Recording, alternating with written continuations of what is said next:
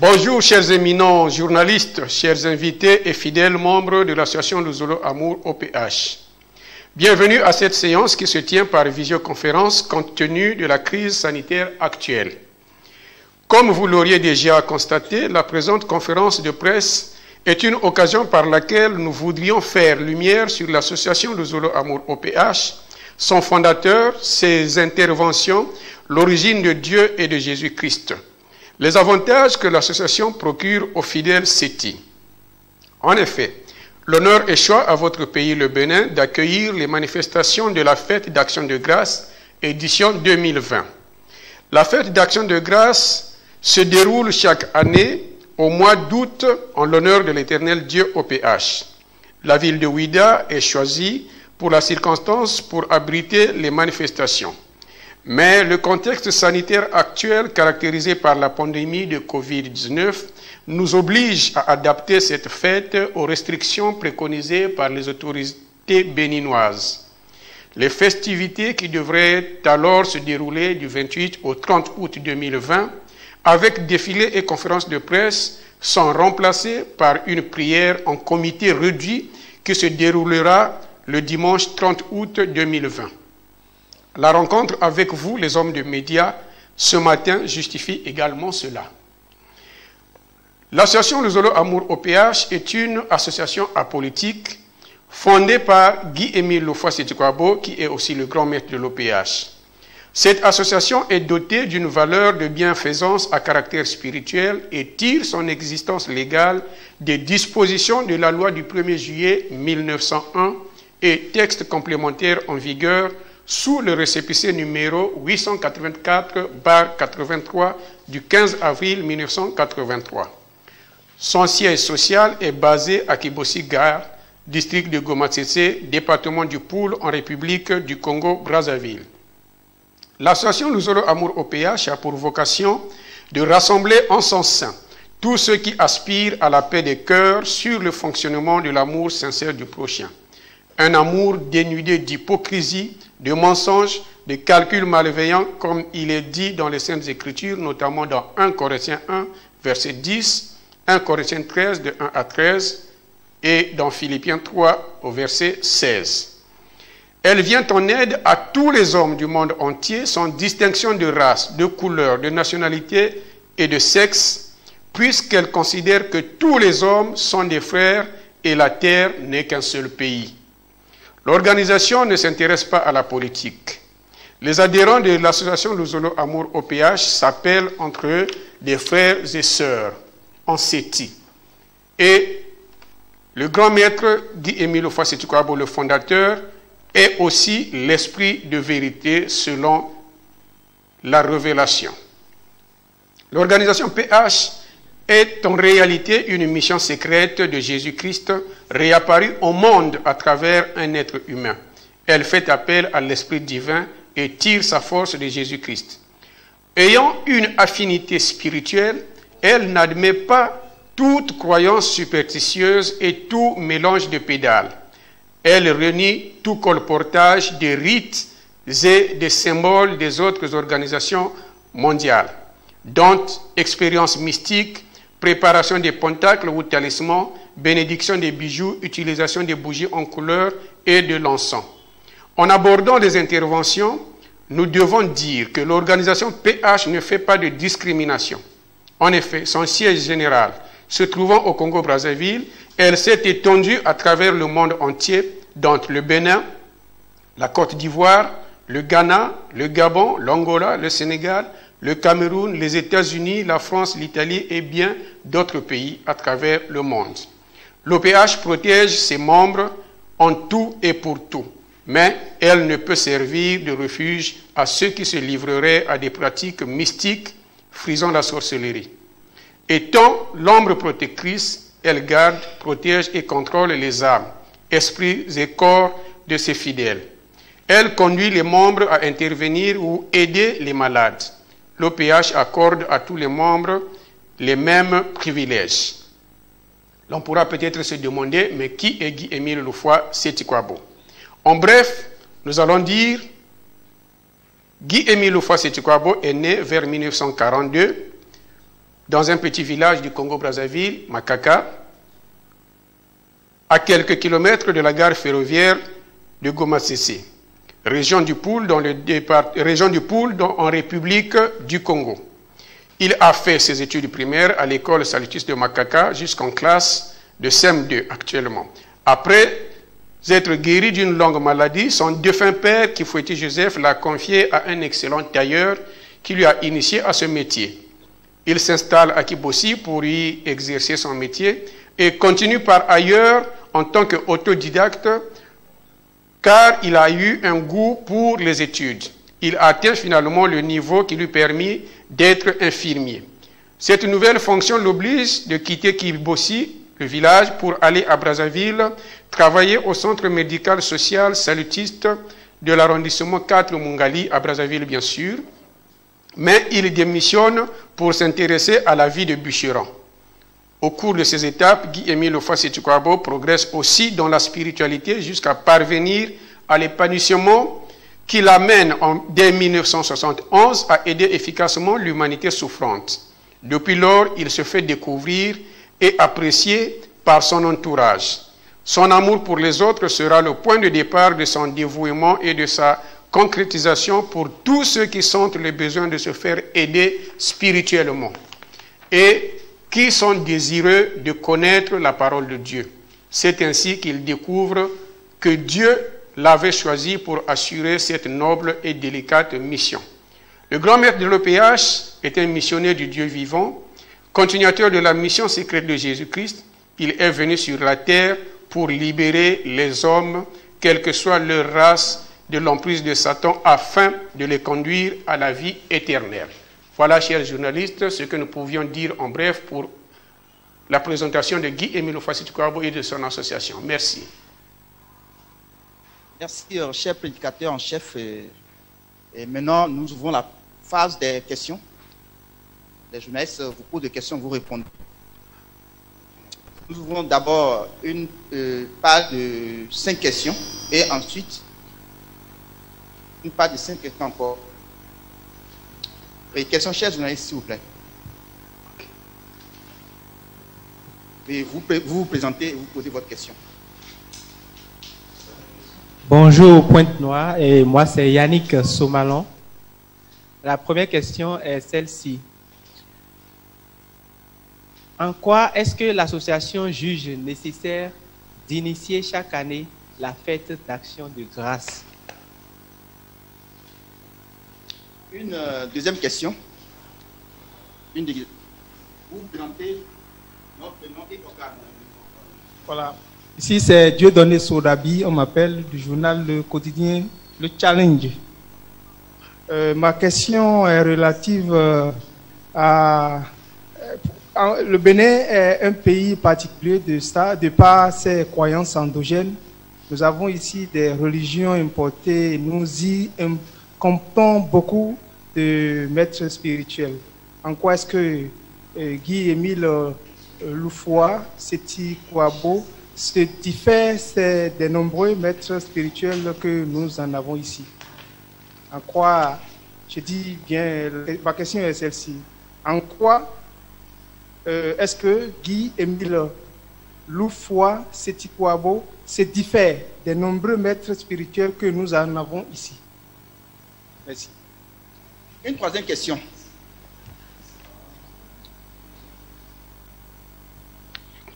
Ici, c'est Amélie Zomadin, journaliste à la radio La Voix de Tado. Alors, le nom de l'organisation, c'est Association Luzolo Amour OPH. Je voudrais savoir que signifie Luzolo. OPH, bon, je sais que c'est organisation, et le PH, qu'est-ce que ça signifie? Merci. Parfait. Une quatrième question, l'avant-dernière, pour fermer la première phase de questions. Oui, merci. Armel Taillon, on m'appelle, du quotidien L'Indépendant. Comment peut-on comprendre que Dieu est noir alors que nous savons tous qu'il est un esprit? Comment peut-on comprendre que Dieu est noir alors que nous savons tous qu'il est un esprit? Merci. La dernière question. Une dernière question.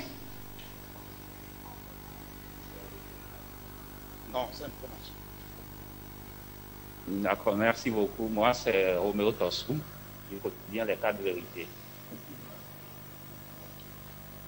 J'ai dû entendre dans la lecture tout à l'heure que les adhérents, ou bien on vous appelle communément les frères et sœurs CETI. Alors, j'ai dû entendre aussi que l'association tire sa force de Jésus-Christ. Je voudrais savoir ce que signifie en réalité cette appellation de frères et sœurs en CETI, alors que la force, c'est-à-dire la provenance de la force, ou bien de l'esprit que, comment dit-on, la religion utilise vient de Dieu, ou bien vient de Jésus-Christ. Je ne sais pas si vous me comprenez. Donc pourquoi cette nuance? Ou bien, autrement dit, je vais dire, CETI est-il une autre identité?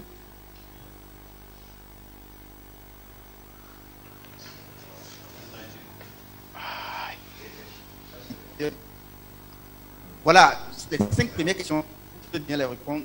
Donnez les réponses à s'il vous plaît. Merci.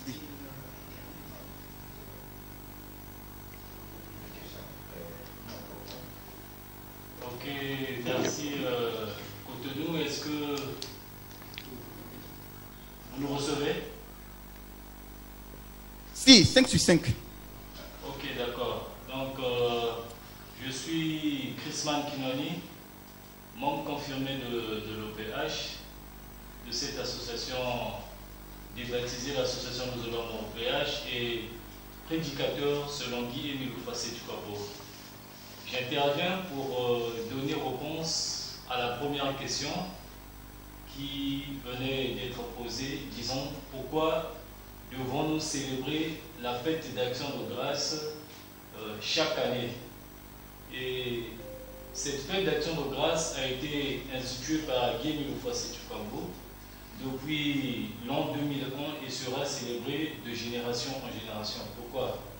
C'est tout simplement parce que l'action de grâce, par définition, c'est le fait de rendre grâce ou de remercier l'Éternel de ses multiples bienfaits.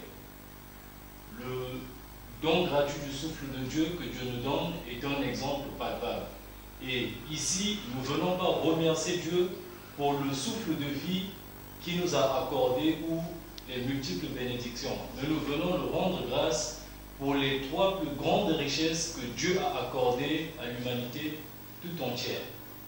À savoir, Dieu a accordé à l'humanité tout entière le 20 mai 1992 la lumière, cette étoile qui jadis conduisit les 3 rois mages à l'endroit où l'enfant Jésus était né à Bethléem en Israël. En Judée, cette même étoile est revenue en Afrique noire, au Congo-Brazzaville, en date du 20 mai 1992. Et c'est pour cette première richesse que nous remercions Dieu, parce qu'il a finalement accompli cette prophétie de Jean, vue sur l'île de Patmos, décrit dans le livre d'Apocalypse au chapitre 21, de 1 à 2, disant que le royaume des cieux, la nouvelle Jérusalem, devait descendre sur terre et s'établir sur une haute montagne, plus précisément dans le livre d'Apocalypse 21 au verset 10. Et la deuxième richesse pour laquelle nous remercions Dieu éternellement, c'est que Dieu a accordé, a octroyé à l'humanité tout entière la vie éternelle en date du 12 mars 1996. Et aujourd'hui, tout enfant qui respecte les commandements de Dieu, qui suit les lignes directrices de Dieu ou la loi de Dieu, a la vie éternelle étant déjà ici-bas. Car nous pouvons le lire dans le livre d'Apocalypse, chapitre 2, verset 7, qui disons « À ceux qui marcheront selon les lois de l'Éternel, Dieu leur donnera part à l'arbre de la vie éternelle. » Et l'arbre de la vie éternelle n'est autre que cet arbre que l'Éternel Dieu avait fait protéger de la main des chérubins depuis le jardin d'Éden. Et donc, Dieu nous a octroyé cette vie éternelle à l'humanité tout entière. Et enfin, en date du 12 septembre 1999, à 0 heure, l'Éternel Dieu nous a accordé la paix, sa vraie paix. Non pas comme les hommes de la terre nous la donnent, mais c'est une paix de Dieu Parce que si nous scrutons la Bible dans l'Ancien Testament, dans le livre du prophète Agé, au chapitre 2, au verset 9, nous lisons que lorsque l'Éternel établira le deuxième sanctuaire ou le deuxième temple, donc ici nous parlons, la Bible parlait bel et bien, de la nouvelle Jérusalem qui devait descendre des cieux sur terre, comme nous venons de le dire, c'est en ce lieu que l'Éternel accordera sa paix, sa vraie paix à tous les enfants de Dieu. Donc, Guy-Émile Houphouët-Boigny s'est posé la question de savoir quelle est cette plus grande richesse qui existe dans le ciel ou sur terre qui dépasse à Dieu de donner la lumière, d'implanter son royaume parmi les hommes, premièrement. Et deuxièmement, quelle est cette plus grande richesse dans le ciel ou sur terre qui consiste à Dieu d'octroyer la vie éternelle et la paix aux hommes du monde entier. Donc, c'est pour ces trois richesses les plus grandes qu'il existe en spiritualité que nous remercions Dieu éternellement, et ce, depuis 2001. Merci, chers journalistes. Alors, si j'espère que nos éminents journalistes sont satisfaits de la réponse donnée à cette première question, je pense qu'on peut passer à la deuxième question. Et si j'ai bien retenu, qui disait en quoi est-ce que Guy-Émile Houphouët-Boigny se diffère des nombreux maîtres spirituels que nous avons ici. Et c'est ça? C'est ça, merci. Ok, donc je donne la parole au frère Guy-Thémon Alain qui va répondre à cette question. Voilà, merci le Benin, merci pour la question posée par le journaliste, le journal Le Challenge, je crois que c'est ça. Vous savez qu'il est écrit dans Tobie 12 au verset 7 que les secrets du roi, on peut les tenir cachés, mais sauf que de l'éternel Dieu, il faut les revenir. Voilà pourquoi d'ailleurs ce point de presse qui nous met en contact avec vous. Alors, comment Guy-Émile Houphouët-Boigny se diffère-t-il avec certains maîtres? Vous savez qu'aujourd'hui, avec la prolifération des églises, de confessions religieuses, il y a beaucoup de titres qu'on entend, ça et là, maître, bishop, pasteur, etc. Mais en quoi, en fait, sont-ils pasteurs? En quoi, en fait, sont-ils des bishops? Sur quel contexte, sur quelle base le sont-ils? Alors, aujourd'hui, Guy-Émile Houphouët-Boigny, grand maître de l'OPH, est différent des autres. Pourquoi?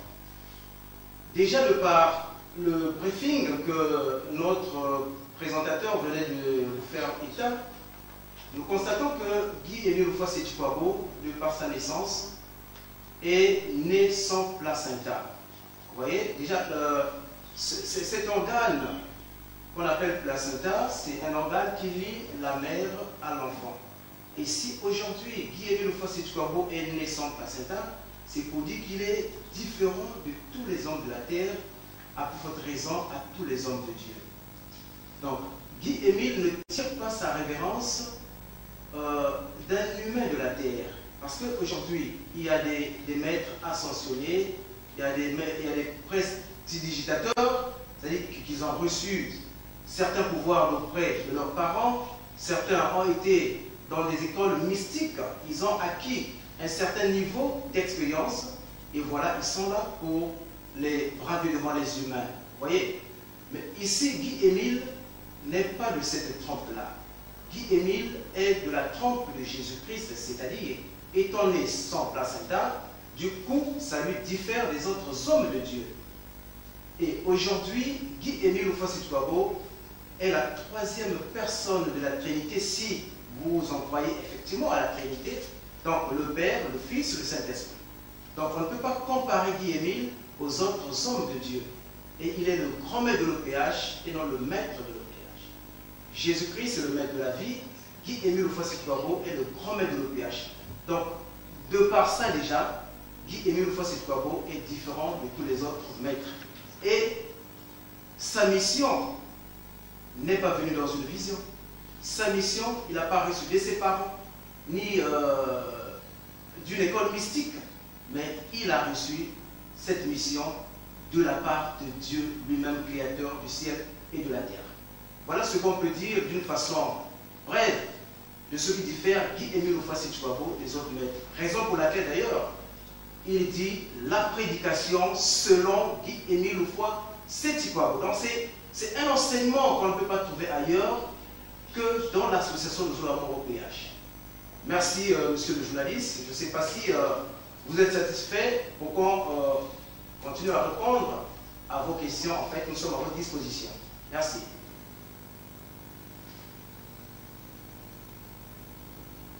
La troisième question maintenant. Oui, la troisième question, pouvez-nous rappeler s'il vous plaît? Merci. Que Dieu est noir alors que nous savons tous qu'il est un esprit. Non, la troisième question consistait plutôt, c'était posée par Madame Amélie.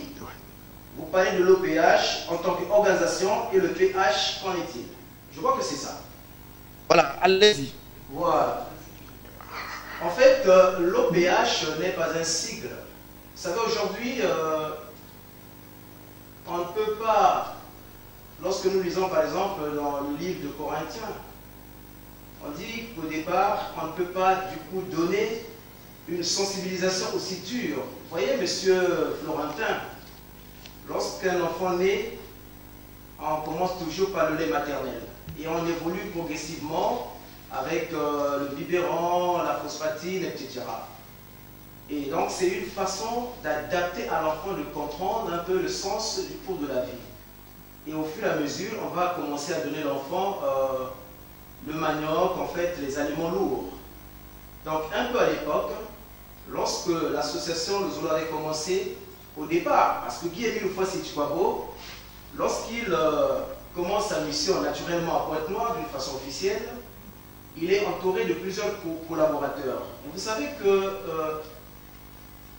Dieu, ou alors Jésus, quand il avait avec lui ses apôtres, il avait pris toutes les catégories d'hommes autour de lui. Il y avait des magiciens, il y avait les pêcheurs, il y avait les collecteurs d'impôts, etc. Et donc tous ces hommes lui serviraient en fait d'exemple et de modèle pour changer leur vie. Et quand Émile commence donc sa mission, il est également entouré par des gens de cette catégorie. Il y avait des magiciens, habitués donc au pentacle, au bagues, au gourmets, etc. Donc dans un premier temps, Émile les fait comprendre que l'OPH était l'organisation pour l'humanité, tout au départ. C'est pour ne pas frustrer en fait la croyance de ses collaborateurs qui étaient issus des maisons mystiques, n'est-ce pas? Alors aujourd'hui, avec l'évolution, nous venons de vous dire qu'on ne pouvait pas du coup donner des aliments aussi durs à un bébé. Donc avec l'évolution, Guy-Émile nous fait comprendre que l'OPH n'est pas un sigle, mais plutôt c'est le nom nouveau de Dieu qu'on peut retrouver d'ailleurs dans Apocalypse 2, le verset 17. Donc ce n'est pas un sigle, mais c'est un nom nouveau de Dieu qu'on appelle OPH Sebaot.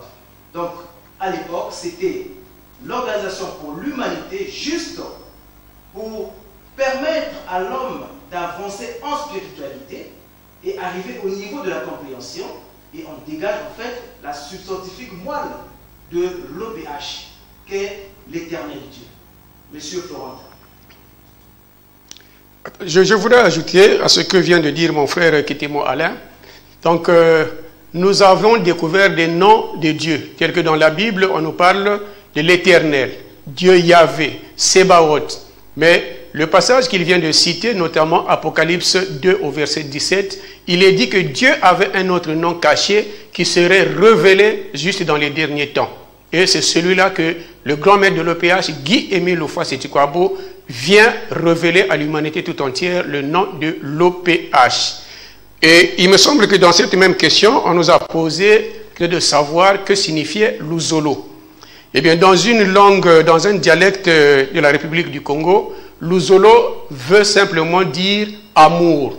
Donc, association Luzolo amour. Donc, c'est le mot amour qui est répété 2 fois. Luzolo qui est en langue, en patois, et amour en français. Donc, c'est le même mot qui est répété 2 fois. L'association Luzolo Amour, comme nous avons dit, l'association Luzolo Amour regroupe toute l'humanité entière, les hommes du monde entier qui aspirent à la vie communautaire.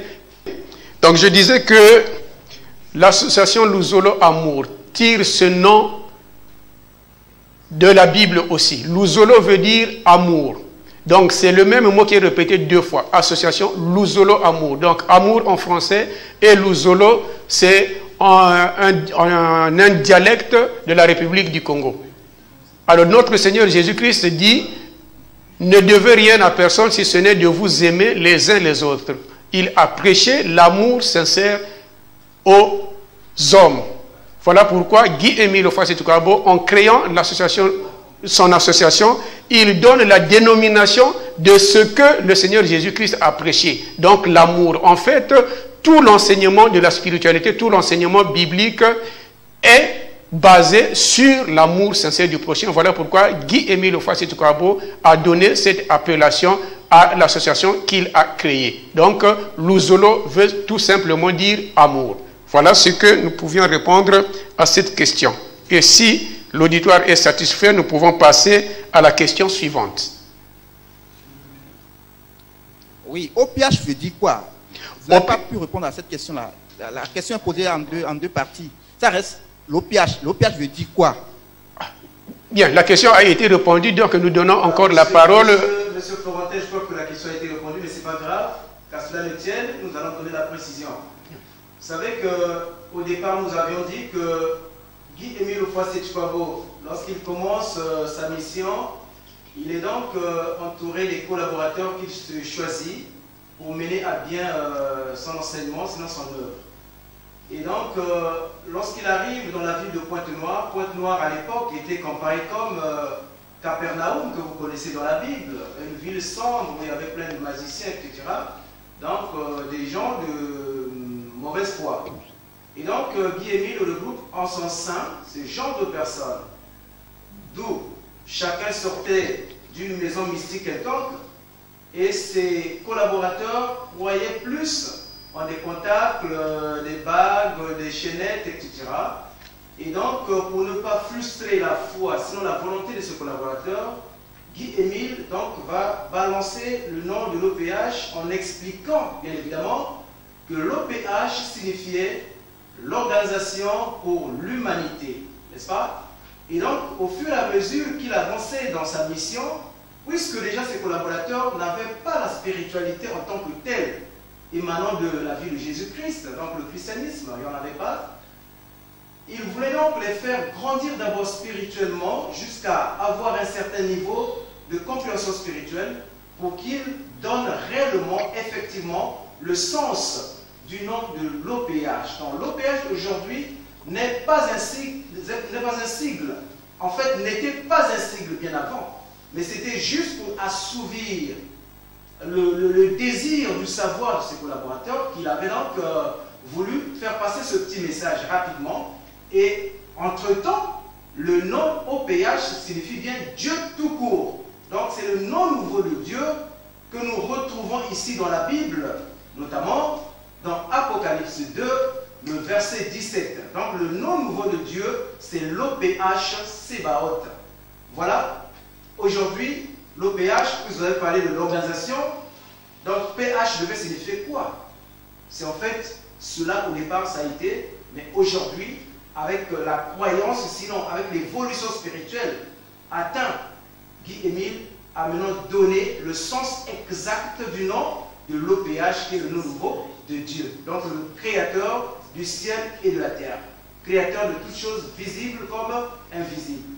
Voilà, monsieur Florentin, ce qu'on pourrait dire à propos.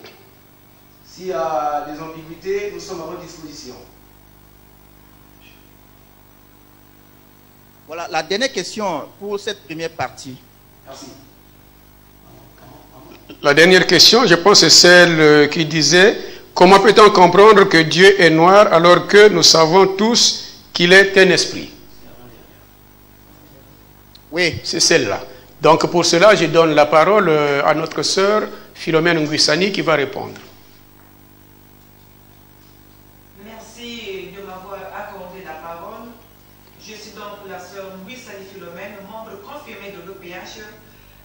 prédicatrice selon Guy-Émile Loufois, Sétikwabo, dans l'association Zolo Amour au péage. Nous savons très bien que Dieu est esprit, mais en tant qu'esprit, il a un corps. Voilà pourquoi quand nous allons lire dans la Bible, Genèse 1, de 26 à 28, la parole nous dit ceci. C'est Dieu qui parle. Créons l'homme à notre image et notre ressemblance. Et voilà que Dieu a créé l'homme à son image et à sa ressemblance. Si seulement si Dieu était esprit, nous aussi nous serions des esprits. Mais puisque nous sommes créés à l'image et à la ressemblance de Dieu, Dieu donc a un corps. Nous sommes créés à l'image et à la ressemblance de Dieu. Dieu est un esprit, mais il a aussi un corps. Voilà pourquoi nous, les humains de la terre, nous sommes créés à l'image et à la ressemblance de Dieu. Et si nous voyons encore dans la Bible, dans Exode 34, le verset 28, quand Moïse est monté à la montagne du Sinaï, il était avec Dieu et Dieu a écrit lui-même la table les 10 commandements plutôt avec ses propres mains. Si Dieu n'était qu'un esprit, mais comment est-ce que l'esprit pouvait écrire les 10 commandements? Donc c'est pour nous dire que Dieu a un corps comme il nous a créés à son image et à sa ressemblance. Voilà la question que j'ai répondu pour la réponse plutôt pour cette question. Et certainement, notre frère Van Mouelé pourra avoir quelque chose à compléter. Justement, merci de m'avoir accordé la parole. Donc, frère Christian Van Axel Mouelé, membre confirmé de l'OPH, prédicateur selon Guy-Émile Loufois. Et donc, dans la même perspective, je voudrais d'abord signaler en amont que l'humanité, depuis la nuit du temps, a une connaissance fausse en ce qui concerne l'Éternel des armées, en ce qui concerne Dieu. Et donc aujourd'hui, sur ce plateau, nous sommes venus pour sonner le glas de cette conception baptiste. Et nous allons donc prendre 2 exemples dans la Bible pour montrer que l'Éternel est vrai, c'est vrai que c'est un esprit, mais qu'il a aussi un corps. Et donc, dans le livre de Genèse 32, à partir du verset 24 jusqu'au verset 28, nous voyons l'exemple avec Jacob, qui a lutté avec l'Éternel. Jacob a lutté avec l'Éternel, pas avec un esprit, mais avec l'Éternel. Car il reconnaît, il le dit, si vous permettez que je lise, dans Genèse 32, à partir du verset 29, Jacob l'interrogea en disant, « Fais-moi, je te prie, connaître ton nom. » Il répondit, « Pourquoi demandes-tu mon nom ?» Et il le bénit là. Jacob appela ce lieu du nom de Péniel, car il dit, « J'ai vu Dieu face à face et mon âme a été sauvée. » Il dit, « J'ai vu Dieu face à face. » Or, Jésus nous l'a dit lorsqu'il répond à Thomas, que l'esprit n'a ni chair ni os que j'ai. Et donc, si Jacob ici reconnaît qu'il a vu la face de l'Éternel, cela prouve à suffisance que ce dernier a un corps. Et nous avons aussi un exemple très frappant dans le livre d'Exode 33, du verset 20 au verset 23. Nous allons lire avec Moïse. L'Éternel dit, « Tu ne pourras pas voir ma face, car l'homme ne peut me voir et vivre. » L'Éternel dit, « Voici un lieu près de moi. Tu te tiendras sur le rocher. Quand ma gloire passera, je te mettrai dans un creux du rocher. Et je te couvrirai de ma main jusqu'à ce que j'ai passé. Et lorsque je retournerai ma main, tu me verras par derrière. Mais ma face ne pourra pas t'être vue. » Nous voyons que dans ce verset, l'Éternel est clair. Moïse ne pouvait voir la face de l'Éternel et vivre. Mais il dit, je te permettrai quand même de me voir par le dos, par le derrière. Cela sous-entend que l'Éternel a bien un corps. Donc, contrairement à ce que pense l'opinion des gens, de façon générale, que l'Éternel est un esprit, aujourd'hui, ils doivent comprendre que ce dernier a aussi un corps. Comme a su le dire notre sœur prédicatrice, que l'Éternel a dit, faisons l'homme à notre image et selon notre ressemblance. Ce dernier a bien un corps. Et donc voilà. Alors, nous savons que si l'Éternel a un corps, Alors, tout corps a une pigmentation, a une couleur. Alors, pour le comprendre, nous allons lire dans la Bible quelques extraits pour que nous soyons plus précis, c'est-à-dire pour comprendre la couleur finalement de l'Éternel. Nous allons voir dans Ézéchiel 40, dans le livre d'Ézéchiel 40, le verset 3.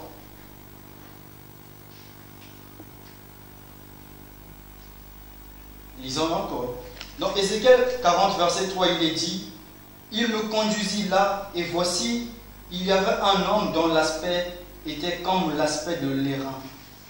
Il avait dans la main un cordeau de lin et une canne pour mesurer et se tenait à la portée.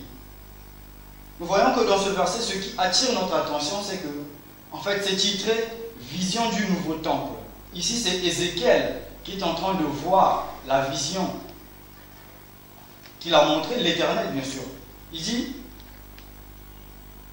il me conduisit là, et voici, il y avait un homme dont l'aspect était comme l'aspect de l'airain. Or, nous savons tous que l'airain a trait à du bronze, a trait à du noir. Donc, nous comprenons par ce verset que la pigmentation de l'Éternel, c'est bien le bronze, c'est bien le noir. Voilà ce que nous pouvons dire de façon condensée sur l'Éternel.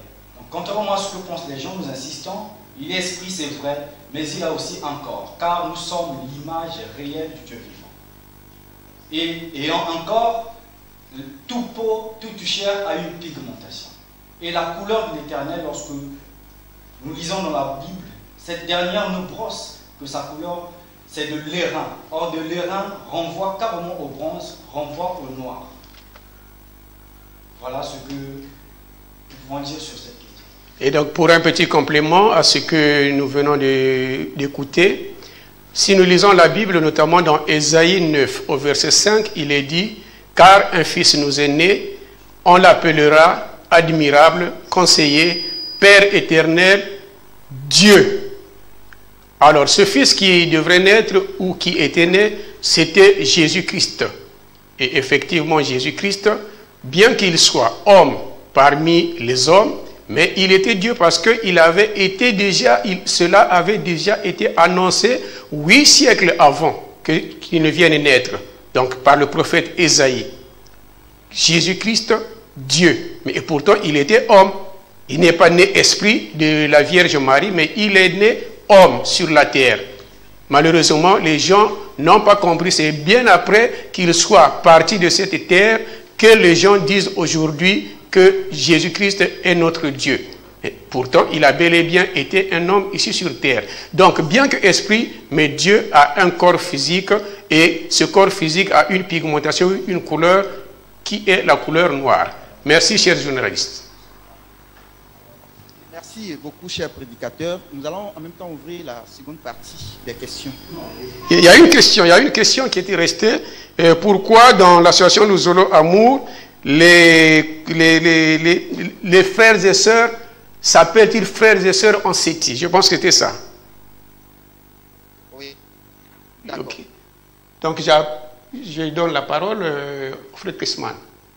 Ok, Chrisman Kinwani, je reviens donc pour répondre à cette question, parce que dès l'entrée de ce point de presse-là, mon frère Yenanzambi Onge venait d'employer le terme de Jésus-Christ, nom divin dans lequel nous basons notre foi. Mais pourquoi donc nous nous appelons frères et sœurs en séti?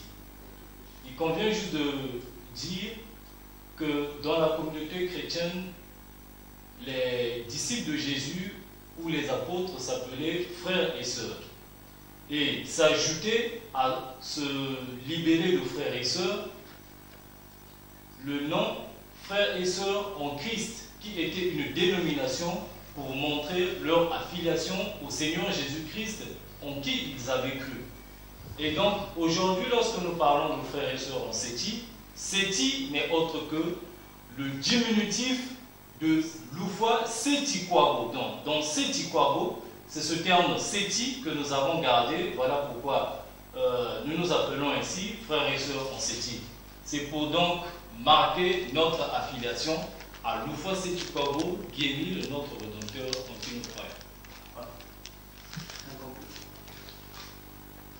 Voilà, merci M. Florentin. Juste pour essayer d'amender cette question, mais avant d'en aborder, je reviens sur l'avant-dernière question, Dieu est esprit. En fait, lorsque nous lisons dans Jean 1, le verset 14, on nous dit « Au commencement était la parole ». Donc ici, on sous-entend que la parole est esprit, n'est-ce pas?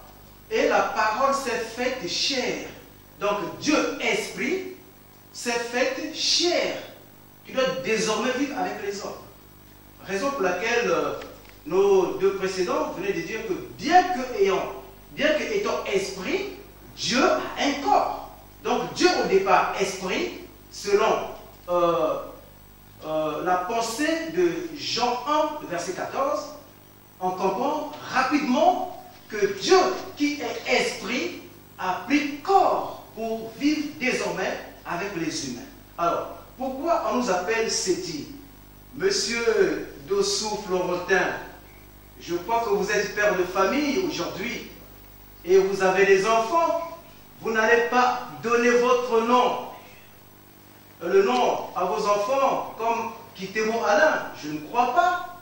Comment pourrait-on comprendre que ce sont les enfants de Monsieur Dossou? Mais M. Dossou doit désormais donner le nom à ses enfants. Enfin, les enfants devraient s'appeler Dossou. Et c'est donc une marque d'appartenance des enfants à la famille Dossou. Raison pour laquelle les frères et sœurs de l'association Luzolo sont en particulier appelés Seti. Donc, je m'appelle Seti Kitemo. Donc c'est une appartenance spirituelle. Comme notre, pour ne pas dire guide, notre grand-mère s'appelle Seti Kwabo, comme vient de le dire le frère Chrisman Kinwani. Donc c'est juste le diminutif de Seti Kwabo. Donc nous sommes des frères et sœurs en Seti. Donc en Guy Émile fois Seti Kwabo, comme en Jésus-Christ. Parce que nous l'avons dit tout au départ que Guy Émile est de la trempe de Jésus-Christ. Voilà, merci pour ce petit complément.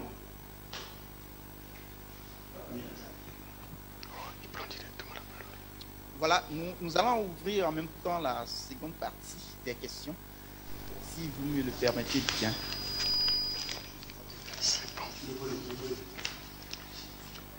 Bonjour, cher prédicateur.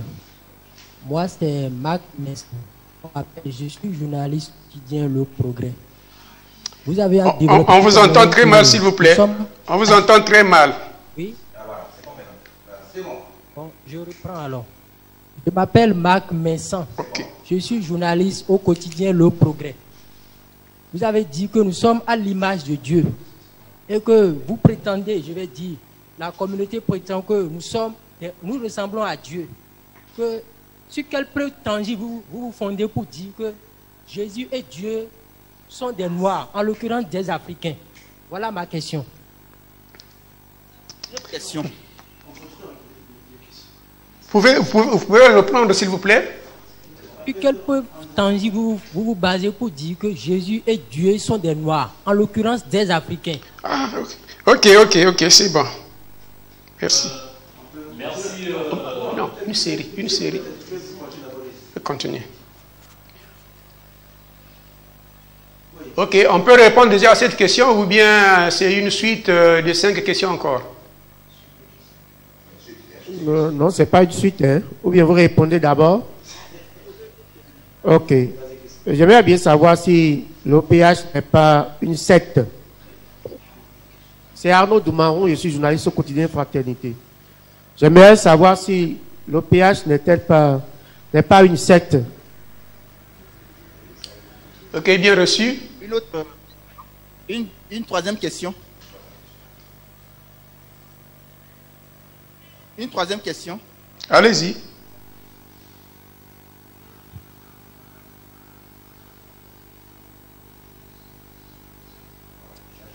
S'il n'y a pas d'autres questions, nous allons permettre au prédicateur de répondre à ces deux questions-là d'abord.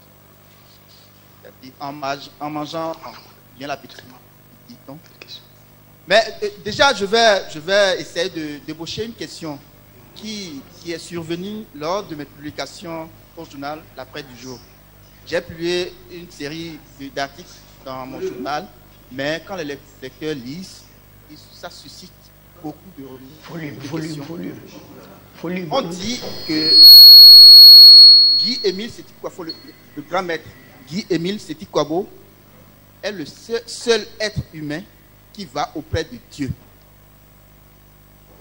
Ça sort un peu de l'entendement. Dieu est où et comment est-ce qu'il se transporte pour aller vers lui? Ces questions me reviennent chaque fois. Quel genre de réponse avez-vous à les donner pour les convaincre? À vous, chers prédicateurs. Merci. Merci, chers journalistes. Donc, nous accordons la parole au frère Chrisman Kinoani, qui va répondre à la 6e question. Quelles sont les preuves tangibles sur lesquelles vous vous basez pour convaincre que Dieu et Jésus-Christ, tous deux, sont noirs ou des Africains? Frère Chrisman. Ok, merci beaucoup. Toutes les réponses que nous allons vous donner ont des assises bibliques. Car il est sans savoir que Marie, génitrice de Jésus-Christ, de notre Seigneur Jésus-Christ, était bel et bien une Égyptienne. Et étant donné que Jésus a été conçu par la vertu du Saint-Esprit, donc Jésus-Christ n'avait aucune affiliation de son père, considérons-le entre griffes, Joseph, qui était époux de Marie, sa génitrice. Donc, si Jésus naquit d'une mère Marie égyptienne, ce qui veut dire tout à fait, je crois que l'Égypte n'est pas un pays asiatique ni américain, l'Égypte se trouve bel et bien en Afrique. Donc, de par cette affiliation de l'Égypte, nous pouvons déjà dire, par en conclusion, que Jésus-Christ est africain parce que né d'une Marie égyptienne. Voilà pourquoi nous pouvons remarquer donc, pendant son enfance, le roi Hérode, le roi de l'Israël antique qui régnait à l'époque de la naissance du Seigneur Jésus-Christ, lorsqu'il voulait exterminer tous les enfants, sachant qu'on avait déjà annoncé par les 3 rois mages qui étaient venus rendre honneur et gloire au bébé Jésus qui était né, qu'un autre roi s'était levé en Israël. Dieu, dans la vision, a demandé aux 2 parents, Marie et Joseph, d'emmener l'enfant en terre égyptienne. Mais pourquoi? Parce que c'était bien le berceau d'où venait sa génitrice Marie. Et aussi, je venais à comprendre par notre journaliste Marc, qui voulait savoir par quelle affirmation, par quelle thèse soutenons-nous que Jésus-Christ est Dieu. Vous savez, dans les Saintes Écritures, précisément dans le livre d'Ésaïe, au chapitre 9, au verset 6, ou Ésaïe 7, au verset 14, il est dit, une vierge sera enceinte, elle enfantera un fils qui s'appellera Emmanuel. Et Emmanuel, par définition, veut dire Dieu parmi nous ou Dieu parmi les hommes. Et le terme orthographique est écrit Dieu avec un grand D et non avec un petit d. Donc, ce Emmanuel-là a pris bel et bien corps en Jésus le Christ, avec l'écriture de Jean chapitre 1 au verset de 12 à 14, qui nous dit que au commencement était la parole était avec Dieu, la parole est Dieu, elle s'est faite chair. Mais en qui? En Jésus-Christ. Parce que à partir du verset 12 à 14, on nous dit que la lumière est venue dans le monde et elle a vécu parmi les hommes, plein de gloire et de bonté, mais les siens ne l'ont pas reconnu. Et c'est bel et bien de Jésus-Christ qu'on est en train de parler. Et ce Jésus-Christ-là, qui s'est présenté devant les hommes du monde entier comme étant fils de Dieu, était bien le Père.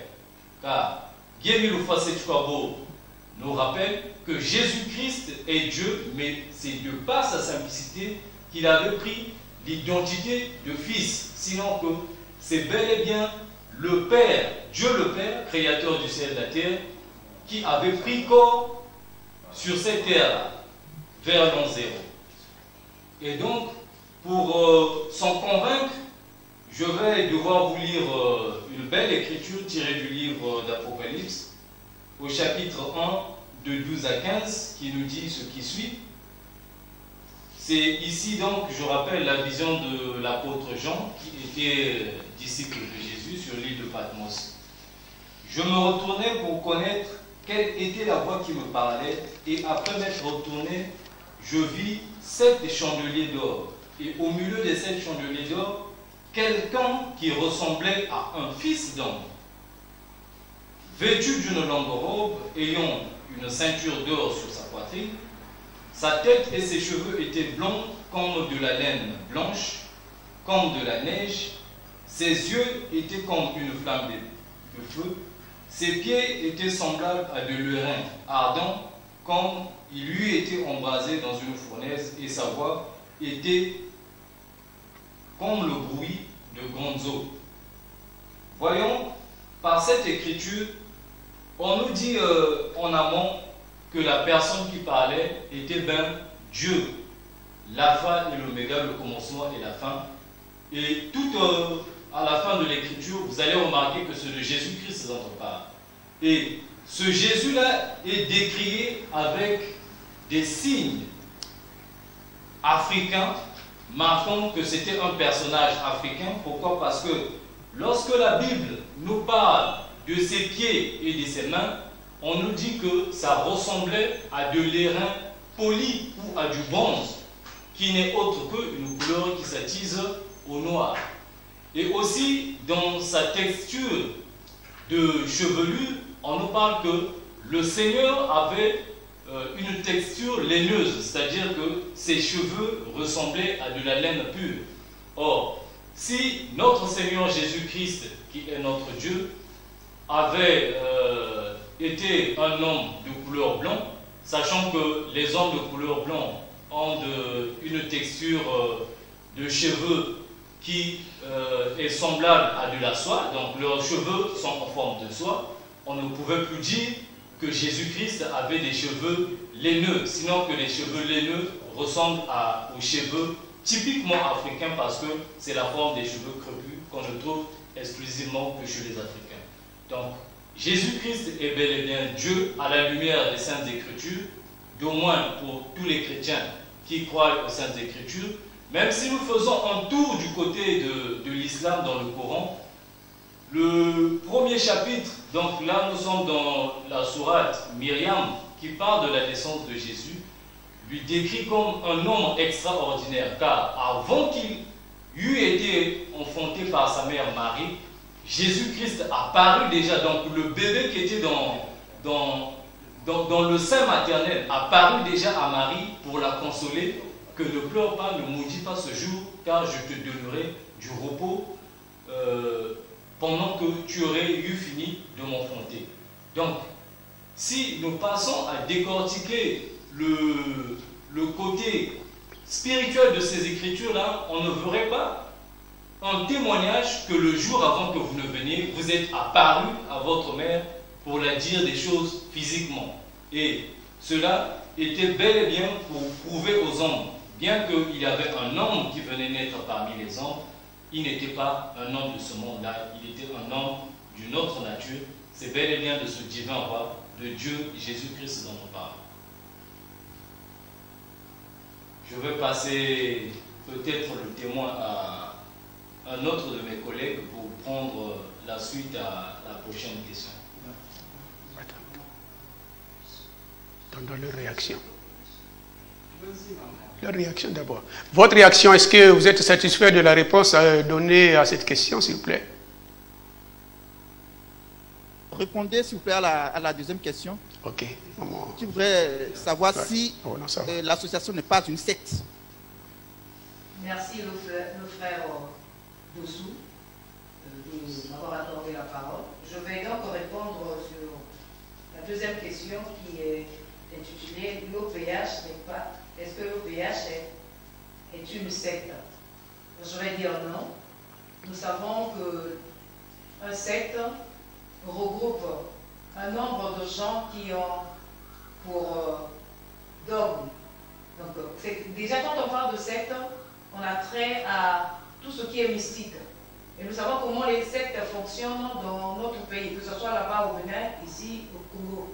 Et les gens ont toujours des rituels à faire, soit faire des sacrifices en donnant des personnes humaines, et tout se passe avec des rituels compliqués.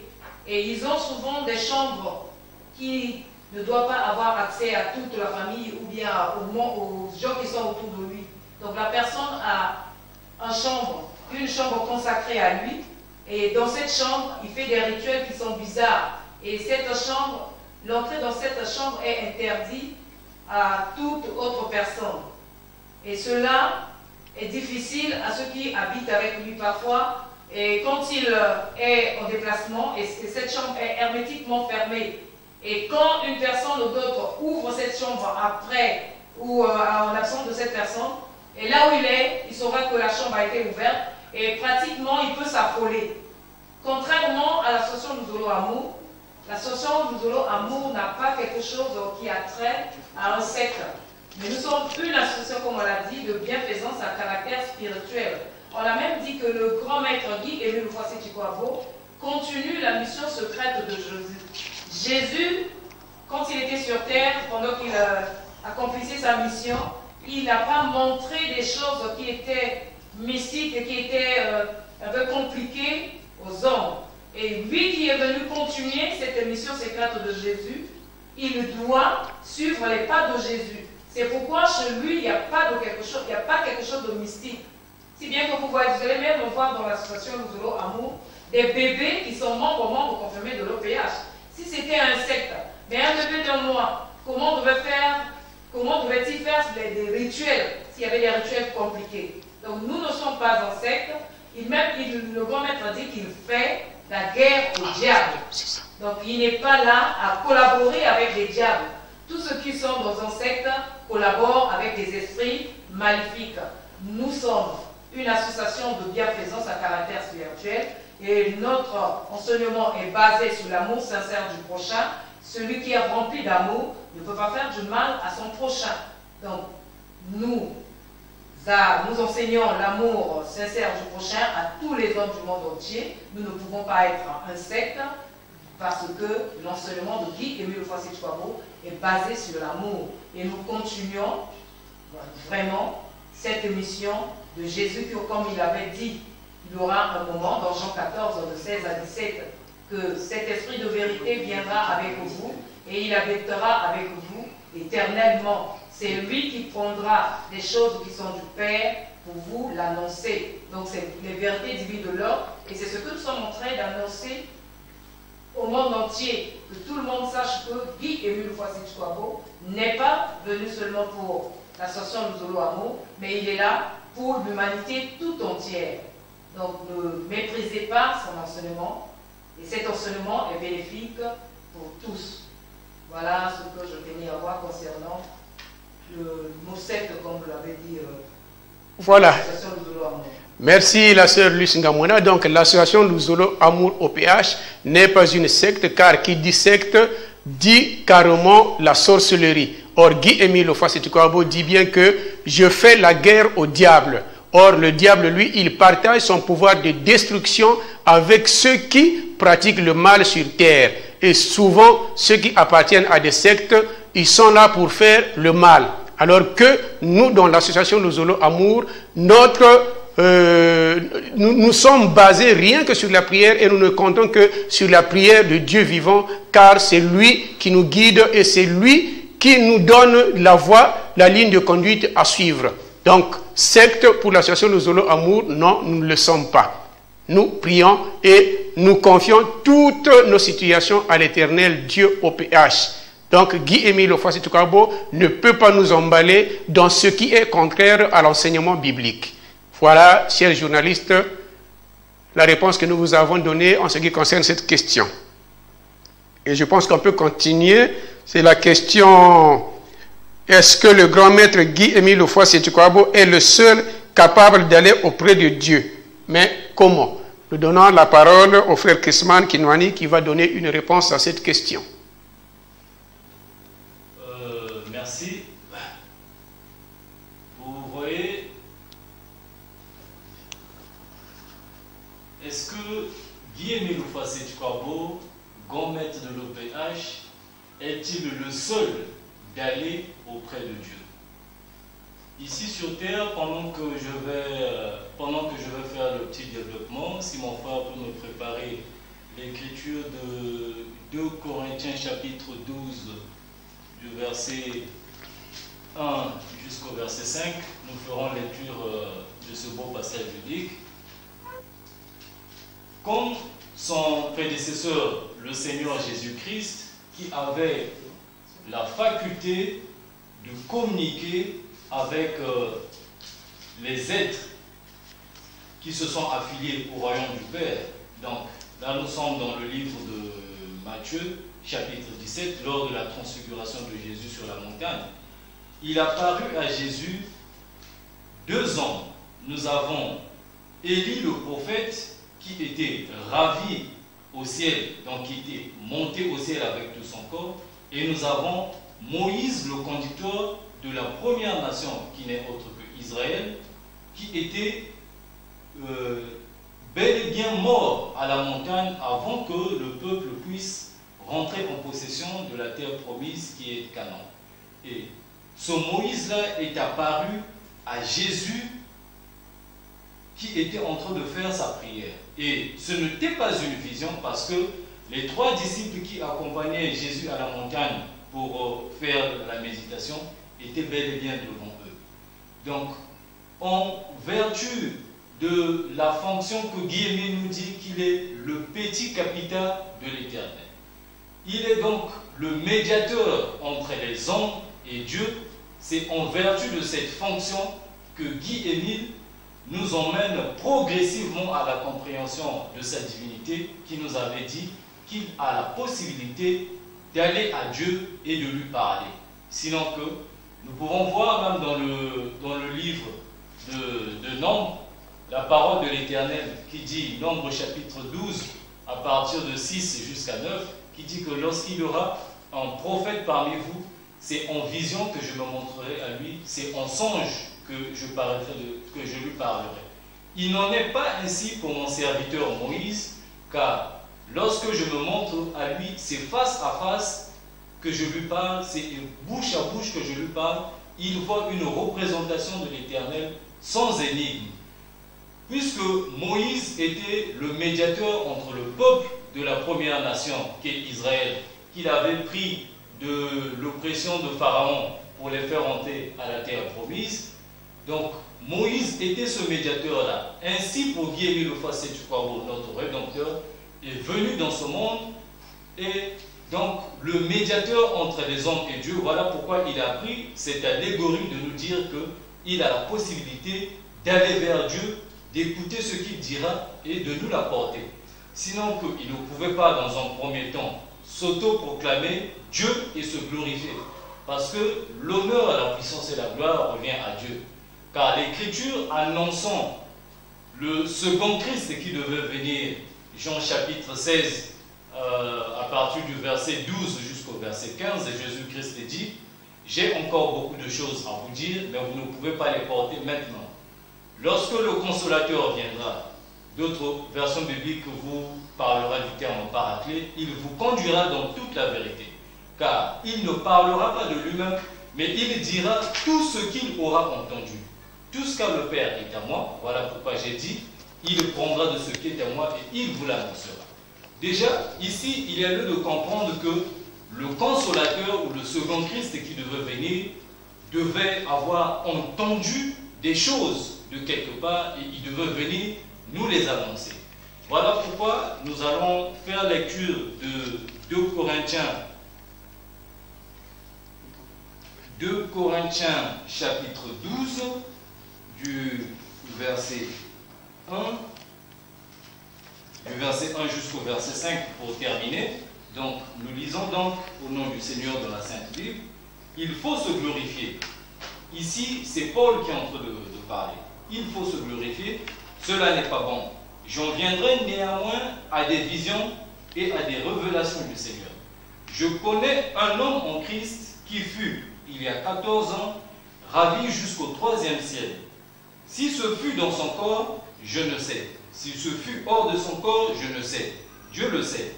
Et je sais que cet homme, si ce fut dans son corps ou sans son corps, je ne sais, Dieu le sait, fut enlevé dans le paradis et qu'il entendit des paroles ineffables qu'il n'est pas permis à un homme d'exprimer.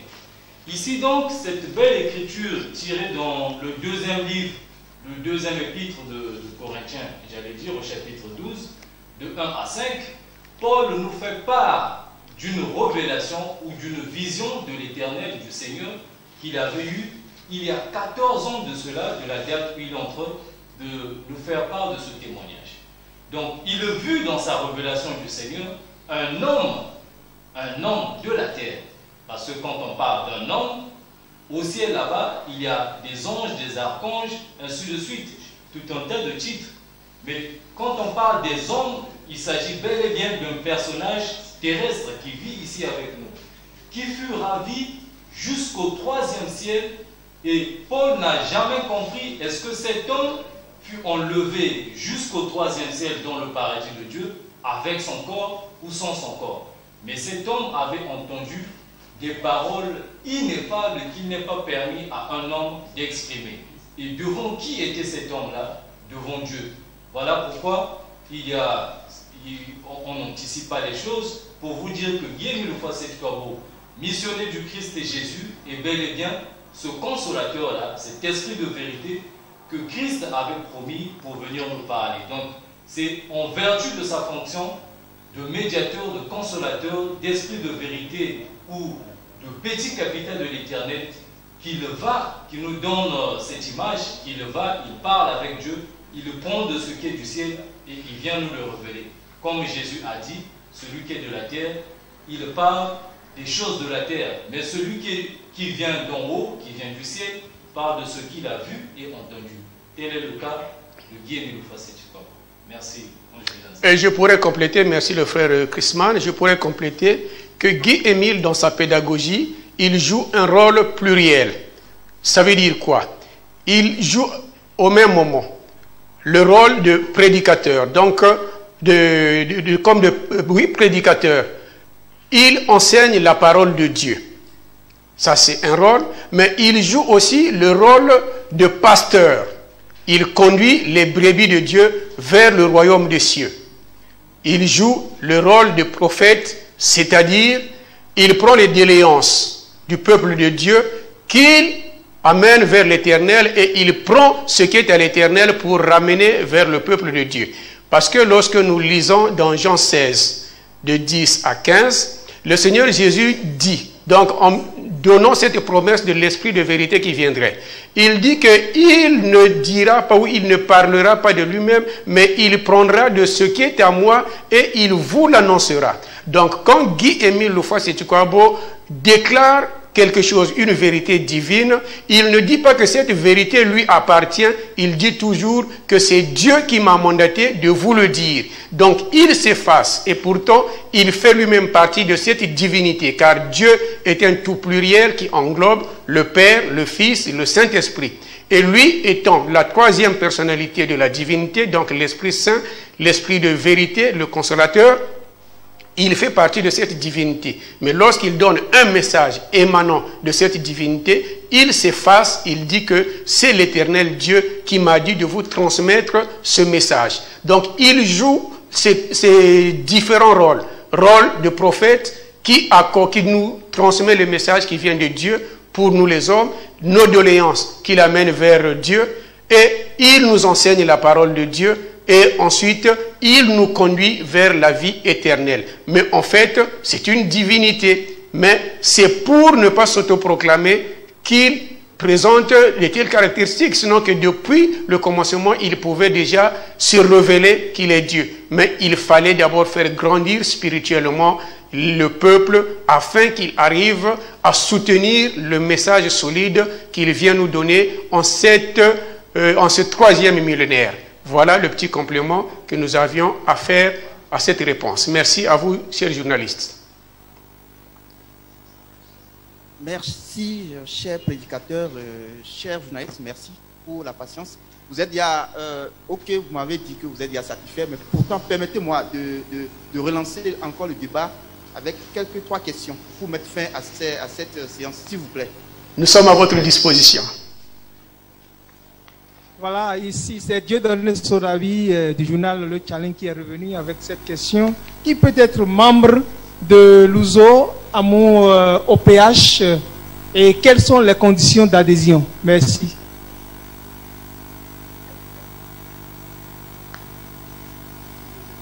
Merci. Pour un peu bondir dans son sens, je voudrais savoir, parce que moi je suis un peu confronté aux questions par rapport aux publications que je fais dans mon journal. On me demande, mais est-ce que Émile Sékou Kouao, c'est le nouveau Jésus qui devait revenir, on chante chaque fois et les chrétiens chantent chaque fois? Est-ce que c'est lui? Et en plus, au Bénin ici, nous avons des personnes qui souffrent depuis des années des maladies, mais ne trouvent pas de guérison. Est-ce que Guy Émile Sékou Kouao est ce sauveur de nouvelle génération qui est venu pour donner une satisfaction à cette personne-là? Merci. Vous répondez à ces 3 questions que nous mettons fin à cette rencontre. Merci beaucoup, cher. Ok, merci, chers journalistes. Donc, nous sommes là à répondre à vos questions. Donc, je donne la parole au frère Van Mouélé qui va répondre à la première question de cette 3e série. Voilà, au lieu que ce soit le frère Van Mouélé, c'est le frère Alain Guitemo qui est prédicateur aussi, non confirmé. Donc, la question nous dit que qui peut être membre de l'OPH? Voilà, c'est ça la question. En fait, ne peut être membre de l'OPH que celui qui accepte d'abord, en un premier temps, la vie communautaire, c'est-à-dire qui a en lui l'amour sincère du prochain, venir en aide à l'humanité souffrante, et ne peut être membre de l'OPH, pas membre de l'USOLO, mais membre de l'OPH, que celui qui a payé ses sacrifices de membre de l'OPH ou de membre confirmé. Je sais que là aussi, ça va susciter des questions et nous serons toujours à votre écoute. Donc, lorsque vous avez payé les sacrifices de membre de l'OPH, vous êtes à part entière membre de Dieu, en fait du corps du Christ, du corps de Guy Émile Sékou Kouao. Parce que tout au départ, nous vous avions dit que Guy Émile Sékou Kouao est de la trempe de Jésus-Christ. Donc lui, il fait partie de la Trinité, de la divinité. Ici, Papa Mianazambi vous a dit que c'est la 3e personne de la Trinité. En fait, dans la parenthèse, lorsqu'il veut passer un message, il se retire de cette Trinité pour faire passer le message. Monsieur Dossou, je crois que le Bénin a un président au nom de Monsieur Patrice Talon, je ne crois pas. Et si aujourd'hui le président de la République institue un principe, disons par exemple qu'à partir de 17 h, plus de vélos moteurs ne peuvent circuler dans la ville. Ça, c'est le président en tant que tel a pris une mesure. Et quand monsieur le président va se rendre dans son village, il rendra compte à ses parents pour dire quoi? N'avez-vous pas entendu ce que le président de la République avait dit? Donc là, il n'est plus président de la République devant ses parents, mais en fait, il se masque de son titre de président, il se fait interlocuteur, il apporte le message de la nation à ses parents pour dire voilà la mesure qui avait été prise par le président de la République. Mais si l'on voit bien, c'est lui le président de la République. Voilà, donc c'est ce qui se passe avec Guy Émile Sékou Kouao. Donc, en revenant à notre question, ne peut être membre de l'OPH que celui qui a payé ses sacrifices de membre de l'OPH. En fait, il y a une étape encore qui vient. Donc, membre confirmé de l'OPH, en fait, là, c'est la sommité. Hein? C'est la sommité en spiritualité. Parce que dès qu'on arrive à membre confirmé de l'OPH, il n'y a plus un titre qui dépasse ce titre, ici sur terre. Qu'on soit on ne sait quoi ou quoi, le membre confirmé de l'OPH, c'est lui qui vient après Dieu. Voilà, en quelques mots, on peut répondre à cette question. Bien, on peut ajouter, il y a l'Ouzolo, l'association Luzolo Amour, et il y a l'OPH. Donc, deux entités. L'association Luzolo Amour, c'est l'ensemble qui regroupe les hommes. Donc, cette communauté humaine qui est visible ici sur Terre, constituée par des frères et des sœurs. Mais il y a l'entité OPH qui est Dieu lui-même.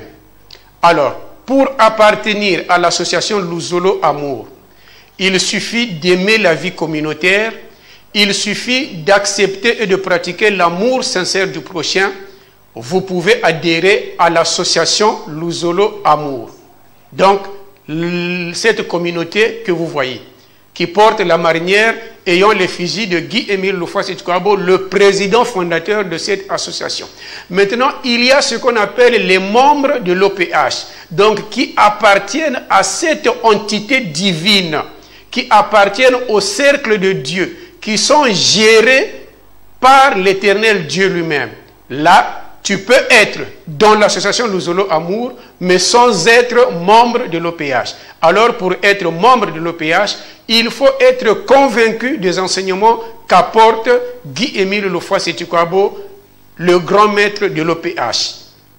Il faut renoncer au mal sous toutes ses formes et avoir payé les droits qu'il faut pour accéder au grade de membre de l'OPH. Ensuite, le dernier titre, comme a dit le frère Alain, le membre confirmé. Là aussi, il y a des droits qui s'imposent pour passer membre confirmé de l'OPH. Donc, ça, c'est un cercle qui régit les âmes des hommes qui acceptent d'adhérer à l'OPH. Donc, voilà cette nuance que nous voudrions faire.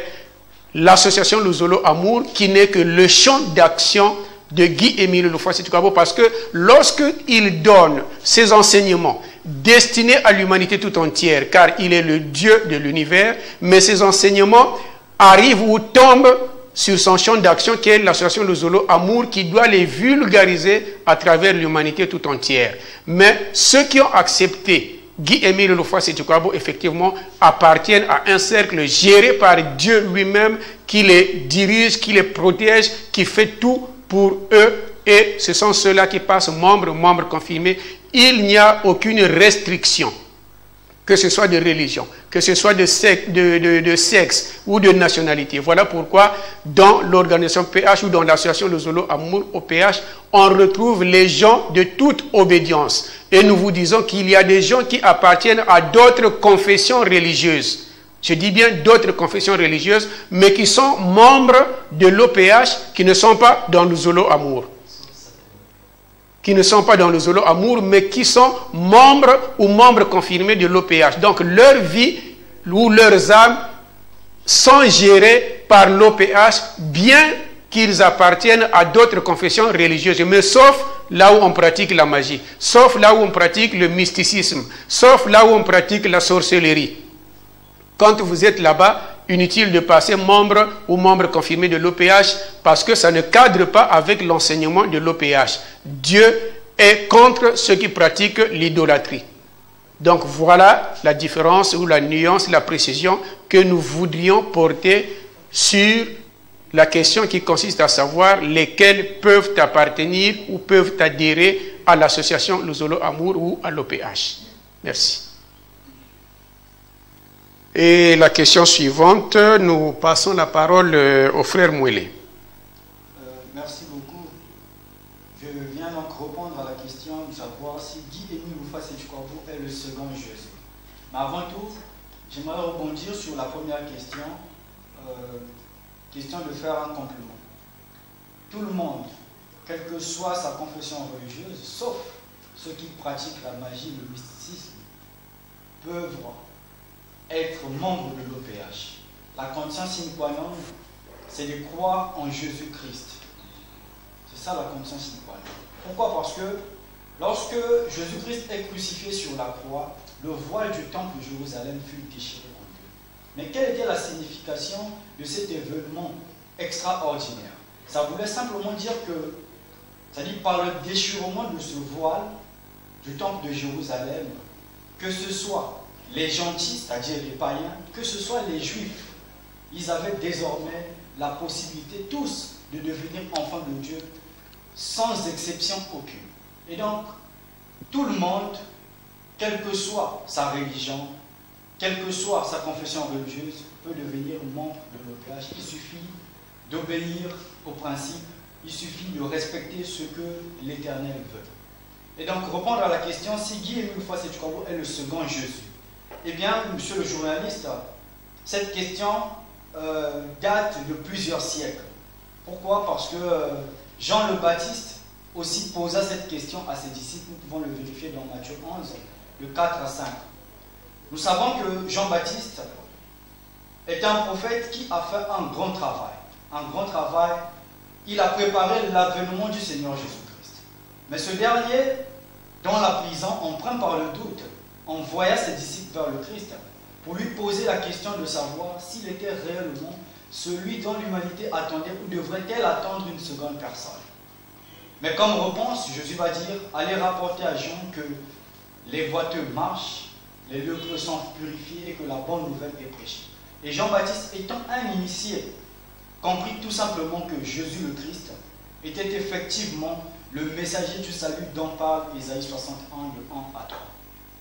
Eh bien, Jésus-Christ, avant de partir, il nous laissa des promesses, notamment dans Jean 14, de 16 à 17. Il dit, si vous m'aimez, si vous gardez les commandements, je vous enverrai le consolateur, l'Esprit de vérité, qui allait venir justement pour boucler la mission qu'avait amorcée le Seigneur Jésus-Christ. Mais il faut aussi lever l'équivoque sur un point très important, parce que beaucoup de gens pensent que lorsqu'on parle de l'Esprit de vérité, lorsqu'on parle de consolateur, voilà, c'est juste une puissance et que ce dernier était arrivé le jour de la Pentecôte, alors que non. Dans Acte 2, le verset 16 à 17, l'apôtre Pierre est clair. Lorsqu'il dit le jour de la Pentecôte, c'était l'accomplissement de la prophétie de Joël. Parce que c'est bien écrit dans Joël 2, verset 28, que vos enfants auront des songes, ils allaient prophétiser. C'était là l'accomplissement le jour de la Pentecôte. Mais quand Jésus parle de l'Esprit de vérité, quand il parle d'envoyer le consolateur, ici dans l'esprit du traducteur, parce que le terme consolateur traduit du grec veut simplement dire quelqu'un d'autre, c'est-à-dire quelqu'un qui allait être à nos côtés pour nous guider, pour nous montrer le chemin, pour nous orienter, pour nous enseigner. Et donc quand Jésus dit envoyer le consolateur, une autre personne, effectivement, c'était sa seconde venue qu'il préparait. Parce que c'est bien clair dans Hébreux 9, le verset 28, que de même Christ s'est offert une seule fois pour porter le péché de plusieurs, apparaîtra sans péché une seconde fois à ceux qui l'attendent pour leur salut. Et ce second Christ-là, nous vous confirmons que ce Guy-Émile Foissé-Tukwabo. Mais on ne saurait le dire de façon crue. Il y a des exemples qui accompagnent cela. Et justement, le 5 octobre 2005, à Boko, Guy-Émile Foissé-Tukwabo nous dit, il se relève, il se revêt à nous sa lettre de créance. Il dit, si vous voulez connaître qui je suis, allez lire dans Jean 16, de 10 à 15. Or, qu'est-ce qui est écrit dans ce verset? Il dit la justice parce que je vais au Père, le jugement parce que le prince de ce monde est déjà jugé. J'ai encore beaucoup de choses à vous dire, vous ne pouvez les porter maintenant, mais quand le consolateur sera venu, l'Esprit de vérité, il vous annoncera les confidences de l'Éternel, les choses à venir. Et Guy-Émile Foissé-Tukwabo, en nous envoyant ce verset, voulait simplement rappeler à chaque conscience qu'il était le Messie promis. Et c'est un fait similaire à la manière dont Jésus-Christ se révèle dans la synagogue, dans Luc 4, de 17 à 21.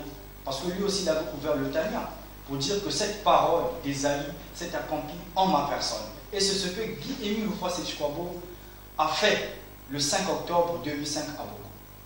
Il renchérit dans le même message que je vous envoie la lumière pour que vous sachiez le Dieu qui vous a créé. Mais or, nous savons que la lumière, le soleil sont des attributs de l'Éternel. Si Guy-Émile Foissé-Tukwabo est capable d'envoyer la lumière dans le monde entier, alors la question se posait, qui est-il ce homme? Mais les Écritures sont claires, notamment Baruch 3, les versets 33 et 36, que celui qui envoie la lumière et le parle, la rappelle Et l'obéit en tremblant, c'est bien l'Éternel. Donc si Guy-Émile Moufa-Sechouabo a cette capacité d'envoyer la lumière dans le monde entier, cela sous-entend, cela montre à suffisance qu'il est l'Éternel des armes. Aussi autre chose, à Mongoualou, parce que c'est un exemple très frappant, Guy-Émile Moufa-Sechouabo envoie un message aux abandonnés de médecins, à des gens qui souffraient. Il leur dit, ici il avait parlé dans une langue en fait du Congo, notamment le Kituba, il dit cela revient à dire que viens me voir si tu as une plaie. Mais que cela voulait vraiment dire pour un lecteur assidu et éclairé de la Bible? Cela renvoyait carrément au passage de Jérémie 30, le verset 10, où on nous dit que non, mais je vais te guérir, je vais penser tes blessures. Ça, c'est l'Éternel qui parle. Donc ce jour-là, Guy-Émile Moufa-Sechouabo a voulu dire aux gens, se révéler à nous, qu'il était Yahvé Rapha, l'Éternel qui guérit. Et donc, je ne vais pas caporaliser la parole, c'est avec plaisir que je passe la parole au frère Alain Kitemo pour la suite. Merci Van Mouélé, c'est juste d'une façon lapidaire qu'on va essayer un peu d'expliquer cette question. Vous savez, au Congo-Brazzaville, un éminent chercheur, un scientifique, du nom de Bernard Pakati-Sambou, un universitaire, avait écrit au sujet de Guy-Émile Moufa-Sechouabo. Donc, il s'était posé la question de savoir, Guy-Émile Moufa-Sechouabo, Melchisedec, Moïse ou Jésus-Christ? C'est la question qu'il se pose, ce grand chercheur. Mais en fin de compte, Guy-Émile Moufa-Sechouabo nous ouvre la réponse à cette question. Il dit: je continue la mission secrète de Jésus-Christ, d'où je suis le fidèle continuateur de cette mission. Alors, si la question qui fait allusion que Guy-Émile Moufa-Sechouabo est un second Christ, on peut dire oui, d'autant plus que Jésus nous le dit, que je vous enverrai un consolateur, alors qu'il dit je reviendrai à vous. Et quand Guy-Émile arrive, ce n'est plus la physionomie, sinon la caricature de Jésus, mais il se vêtit d'une autre caricature. Donc c'est en la personne de Guy-Émile Moufa-Sechouabo. Donc dirons-nous que oui, Guy-Émile Moufa-Sechouabo, second Christ, tel qu'il est écrit dans Apocalypse 2, du verset 6 au verset 12. Et là, vous allez vous en rendre compte, monsieur le journaliste, que lorsque nous parcourons la Sainte Bible, selon l'Ancien Testament, on se dit que la Bible s'arrêterait à Malachie, je crois bien par là. Sinon, on n'allait plus avoir la naissance de Christ. Et quand Christ arrive, on écrit, il y a l'Apocalypse. Or, dans Apocalypse, dans le verset précité, on nous dit qu'un enfant doit naître, qui doit conduire le peuple avec une verge de fer. Alors que Jésus-Christ étant déjà parti. Mais un enfant va naître. Et qui est donc cet enfant qui va conduire le peuple de Dieu à la destinée du monde?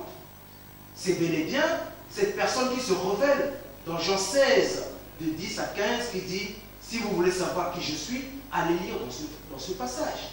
Et lorsqu'on lit dans ce passage, nous voyons bel et bien que c'est Jésus lui-même qui revient. Donc il vient naître pour la seconde fois. Donc du coup, ici, ipso facto, on se dit que Guy-Émile Moufa-Sechouabo, c'est le second Jésus-Christ qui vient boucler le cycle de la vie spirituelle. Donc après lui, Guy-Émile, il n'y aura plus quelqu'un d'autre qui viendrait en fait conduire le monde à la vie éternelle. Voilà ce qu'on pouvait bien ajouter à propos, mais je crois passer la parole à ma consoeur, ma petite sœur. Merci le frère Alain Kitemo. C'est pour appuyer ce que vous venez de dire que Guy-Émile Moufa-Sechouabo est le deuxième Jésus qui est revenu. Si nous voyons ses attributs, vraiment nous le confirmons que Guy-Émile Moufa-Sechouabo est Dieu, c'est lui Jésus. Il est omniprésent, il est omnipotent et il est omniscient. Qui peut plutôt avoir ses attributs si ce n'est que Dieu. Et voilà pourquoi nous le confirmons avec fierté que Guy-Émile Fassy-Chouabo est Dieu. C'est lui, Jésus, qui est revenu par rapport à la promesse laissée par lui-même de Jésus dans Jean 16, de 10 à 15. Merci, c'était tout comme complément. Merci pour toutes ces réponses. Nous allons ainsi donner la parole à la sœur Luce Ngamona pour la dernière question de la série. Merci le frère Minaza Dimanche. Et je vais répondre à cette dernière question qui dit: est-ce que Guy-Émile Fassy-Chouabo peut guérir les malades? Vous savez qu'au Bénin, il y a beaucoup de frères et sœurs qui sont malades depuis plusieurs années. Nous avons parlé des attributs de Guy-Émile Fassy-Chouabo, qui est omniprésent, qui est omnipotent, qui est omniscient.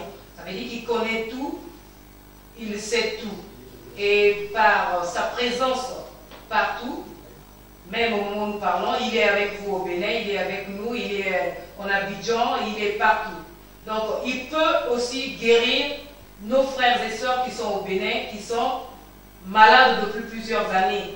Mais ce qui est important, c'est que ces frères acceptent d'abord que Guy-Émile Fassy-Chouabo est Dieu. En acceptant Guy-Émile Fassy-Chouabo en tant que Dieu, en appliquant la loi des sacrifices, leurs maux seront guéris. On l'a dit tout à l'heure qu'il est le Dieu qui guérit, le Dieu qui sauve. Donc ce que nos frères et sœurs sont, les mots que les frères ont au niveau de Bénin peuvent trouver solution en la personne de Guy-Émile Fassy-Chouabo. Même si il vient de nous écouter pour la première fois, qu'ils mettent dans leur cœur, qu'ils puissent croire, parce que Josué l'avait dit, si vous croyez en moi, vous serez sauvés. Et le lépreux avait cru à Jésus, il avait trouvé guérison de sa maladie. Donc nos frères peuvent aussi croire à Guy-Émile Fassy-Chouabo, ils vont trouver guérison de tous leurs maux. Ne mettons pas ça en doute. Vous allez dire que c'est très facile à dire, mais ce que nous sommes en train de vous dire est bel et bien vrai. Nous pouvons trouver la guérison de tous nos maux en croyant à Guy-Émile Fassy-Chouabo, qui est le Dieu créateur de l'humanité et de l'univers. Voilà ce que je tenais à dire concernant la guérison des maux. Il faut simplement croire à lui en tant que créateur de l'humanité et de l'univers, et ils trouveront guérison de tous leurs maux. Voilà. Merci la sœur Luce Ngamona. Avant de remettre la parole à nos éminents journalistes, je voudrais juste donner un petit détail. Guy-Émile Fassy-Chouabo est-il le nouveau Jésus? On a dit, il est le nouveau Jésus, mais sauf peut-être qu'il n'a peut-être pas les mêmes caractéristiques ou le même portrait physique que Jésus. Mais de toute façon, cela aussi peut être dit de manière... Bon, en fait, personne de nos contemporains n'a le réel portrait de Jésus-Christ. Parce qu'il a vécu sur terre il y a près de 2000 ans. Aujourd'hui, donc, personne n'a la physionomie, n'a le portrait réel de Jésus-Christ. Or, les scientifiques, les généticiens ont dit que après 500 ans, Dieu peut remettre sur terre une personne qui a les mêmes caractéristiques, les mêmes traits physiques, le même portrait qu'une personne qui a vécu 500 ans avant. Donc aujourd'hui, Guy-Émile Fassy-Chouabo, peut-être qu'il a le même portrait, il a repris le même portrait qu'avait Jésus-Christ. Personne n'avait vu Jésus-Christ. Donc voilà le petit complément. En fait, il y a un détail. Le grand maître Guy-Émile Fassy-Chouabo nous avait dit qu'il y a ma photo de 30 ans. J'ai une photo que j'avais prise quand j'avais l'âge de 30 ans. Je vous invite à avoir cette photo-là pour que vous regardiez de temps en temps comment j'étais lorsque j'avais 30 ans. Et pourtant, aujourd'hui, le grand maître Guy-Émile Fassy-Chouabo a plusieurs photos. Il a ses photos de jeunesse, il a ses photos de vieillesse quand il est arrivé à 40 ans, 50 ans, dans la soixantaine. Mais il nous recommande seulement d'avoir et de regarder souvent la photo quand il avait l'âge de 30 ans. Or, nous savons que notre Seigneur Jésus-Christ a fini sa mission terrestre dans la trentaine seulement. Mais Guy-Émile nous recommande seulement de retenir la photo quand il avait l'âge de 30 ans. Matière à réflexion. Alors c'est par là, chers éminents journalistes, que nous vous remettons le micro. Peut-être qu'il y a une autre série de questions. Merci, prédicateur en chef. Les chers frères journalistes ont dit qu'ils ont eu le maximum de ce qu'ils attendaient. Maintenant, si vous permettez, nous allons mettre un terme à cette rencontre. Je ne sais pas si vous avez un dernier mot à dire pour conclure l'événement. Bien, merci, chers journalistes. Nous sommes ravis de l'entretien, donc de cette conférence, nous pouvons dire de ce point de presse, parce que les journalistes de votre côté ont posé les questions avec toute aisance, et ce qui nous fait, notre joie, c'est que, c'est vrai, nous ne sondons pas vos cœurs, mais nous avons l'air de croire que vous avez certainement pris en considération les réponses que nous vous avons données par rapport aux questions que vous avez posées. Certainement que cela pourra se faire ou se réaliser encore dans les jours à venir, car les occasions pourront être accordées encore aux prochaines fêtes. Nous avons. Et puis, ce n'est pas seulement à la fête d'action de grâce que cela peut être réalisé, mais si vraiment les journalistes béninois sentent la nécessité d'avoir encore un entretien pour plus d'informations en ce qui concerne l'association Luzolo Amour et son président fondateur, le grand maître Guy-Émile Houphouët-Boigny, ils peuvent toutefois solliciter des séances comme ça pour apporter plus de lumière à ceux qui veulent apprendre sur Guy-Émile Houphouët-Boigny. De notre côté, donc l'ensemble des prédicateurs qui sont réunis en cette salle, nous disons merci, merci, merci pour la sérénité, l'attitude qui a régné durant toute cette séance. Merci, très chers journalistes. Merci à vous aussi, chers prédicateurs, et bien des choses aux fidèles membres SETI qui se trouvent de l'autre côté de Pointe-Noire et dans tout le Congo. Nous, ici, nous sommes déjà prêts pour quitter la salle. Merci à vous et à bientôt.